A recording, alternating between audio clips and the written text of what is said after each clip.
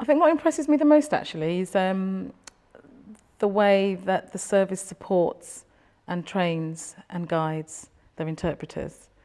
Because in the past, and I'd say things have very much changed, and with other interpreting agencies, they wouldn't always sometimes interpret exactly as the client or young person is saying.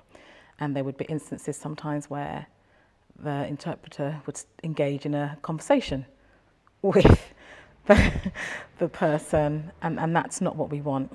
So what I love about Vandu is the very professional service they provide, the training they provide to their staff to ensure that it's just interpreting what the person is actually saying to us as the provider, the agency, to enable us to meet that need. When we are looking for interpreters, it's not just about looking for someone that speaks the language. When we are speaking to young people or trying to get a bit of a picture of the language they speak, we also try and ensure that we get the right dialect from the closest we can to the region that that young person comes from. So we value the work of Vandu so much, and their experience and their trained interpreters and translators so much, that they know what we're looking for.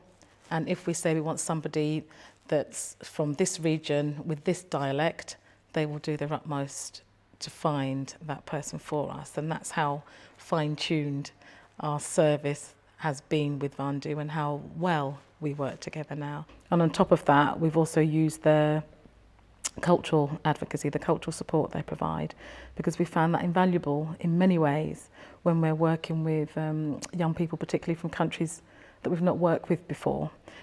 We find it quite useful having some information and some insight into maybe the region and the country that that young person might come from, which helps us understand them a lot better in terms of meeting their needs, not just in terms of all their basic needs around health, education, etc. It's actually having a bit of an understanding about their culture, their religious needs, their beliefs, their linguistic needs, and how we can meet that as well. When we require any kind of interpreting or translation, it's the first service we will go to before any other.